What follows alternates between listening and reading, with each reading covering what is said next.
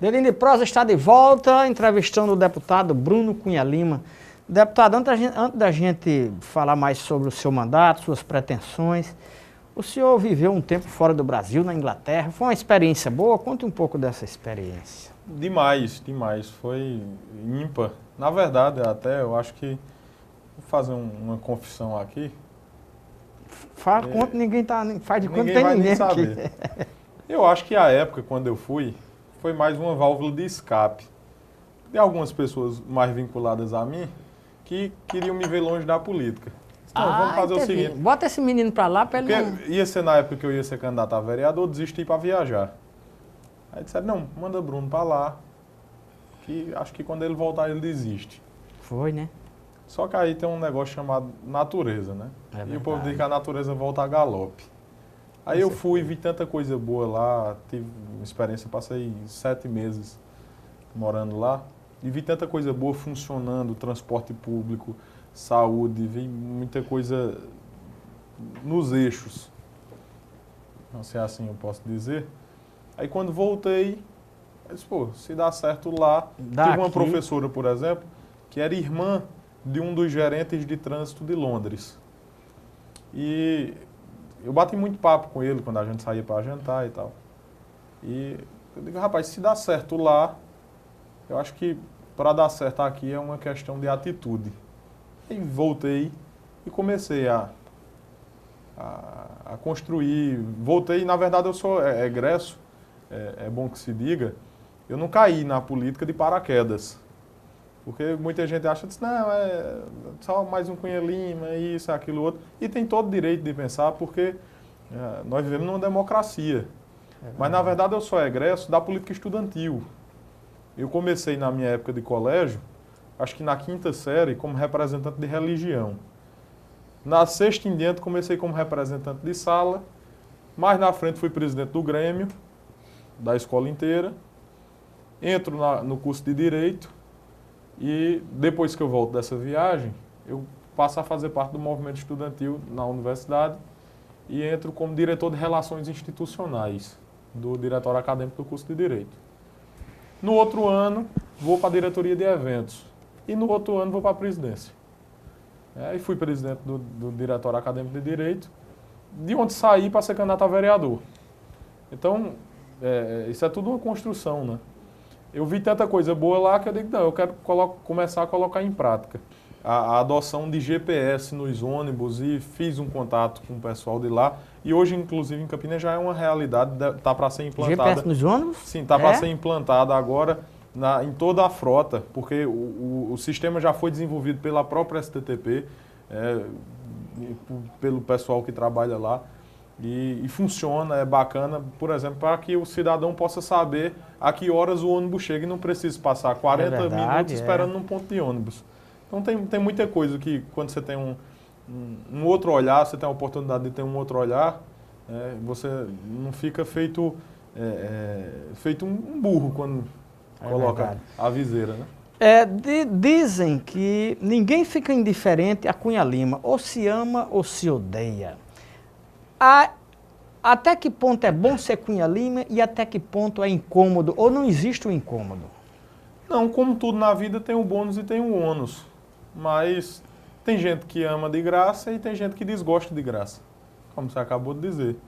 Mas é para essas pessoas que desgostam de graça, por exemplo, que eu dedico parte do meu tempo em conversar, em responder aos comentários negativos em redes sociais.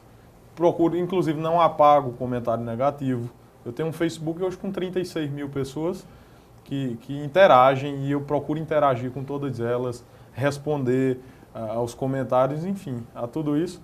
E a gente só consegue desconstruir essa ideia na prática. É verdade. Né? Porque você não tem como dizer, não, rapaz, você torce pelo Botafogo. Não, deixe de torcer pelo Botafogo, deixe de odiar o 13 e passa a torcer pelo 13 ou pelo Campinense.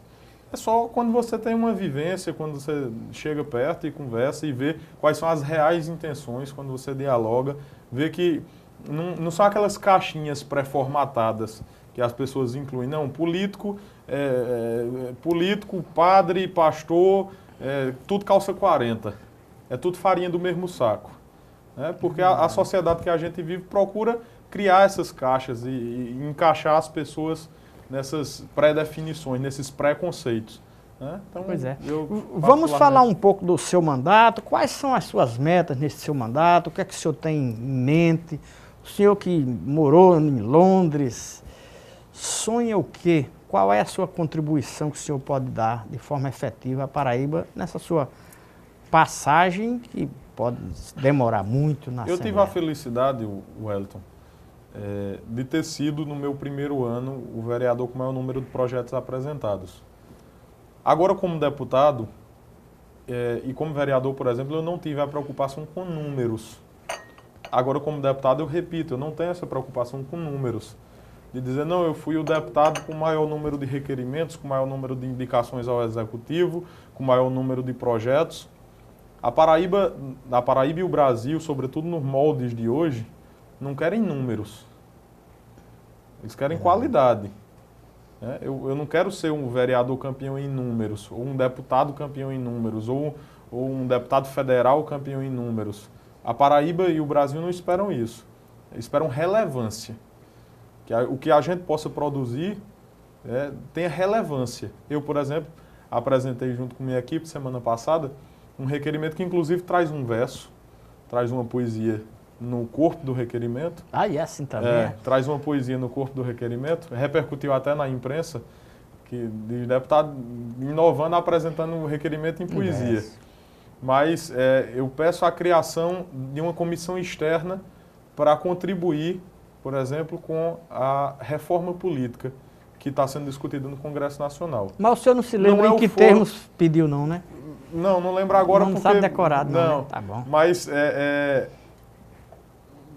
a Paraíba, isso não é o foro adequado para a gente legislar. A Assembleia não tem a competência de legislar sobre o assunto. Mas nós, os 36 deputados estaduais, deputados e deputadas, nós somos os legítimos representantes do povo da Paraíba. Então a gente precisa escutar, a gente precisa ouvir o que é a Paraíba e inclusive nossos parceiros de primeira ordem, a Ordem dos Advogados, o Ministério Público, as academias, a Universidade Federal da Paraíba, de Campina Grande, a UEPB, enfim, tantas outras instituições e órgãos. A gente precisa ouvir o que é que essas pessoas têm e esperam da sociedade civil organizada ou não organizada, o que é que elas esperam de uma reforma política, fazer um apanhado de tudo isso e levar ao Congresso Nacional. Dar a nossa contribuição. A Paraíba pode até ser pequenina, como tantas músicas já cantaram, mas ela já deu provas enormes da sua grandeza em momentos históricos para o país. Né? Revolução de 30 e assim em tantos outros momentos. A gente tem esse viés, apesar de pequeno, a gente não tem pequenez na alma. Isso aí o paraibano não tem. Então a gente precisa e deve dar essa contribuição também nesse momento. Então são nesses pontos que eu quero e vou me dedicar. Né? São em questões relevantes, não são questões numéricas. Eu quero contribuir em questões relevantes que possam melhorar a vida do cidadão e da cidadã paraibana, que independem de cor partidária, que não querem saber o que é amarelo, o que é vermelho, o que é laranja. A gente precisa trabalhar, porque palanque, no meu caso, por exemplo, a gente só arma de 4 em 4 anos. Durante 3 anos, o palanque tem que estar desarmado, mesmo que eu hoje esteja, por exemplo, na oposição e sou oposição, vice-líder da oposição, e quem acompanha a atividade aqui da Assembleia sabe que tenho mantido firme essas minhas oposições e minhas posições. Né? Mas em relação ao povo da Paraíba, eu quero contribuir ao máximo. A gente só tem 1 minuto para o senhor responder. O seu próximo palanque vai ser para estadual ou para federal? O que o povo da Paraíba decidir, mas acredito que para estadual. Para estadual, né? Estadual. Deputado, eu quero lhe agradecer essa entrevista e outra oportunidade a gente volta a bater um papo. Eu que lhe agradeço. Na próxima, trazer aí algumas poesias da minha lava, de Ronaldo, de Ivandro e de tantas outras pessoas que acho que a gente pode, aqui num Dedinho de Prosa, trazer muita coisa. Ok, muito obrigado. Dedinho de Prosa vai ficando por aqui.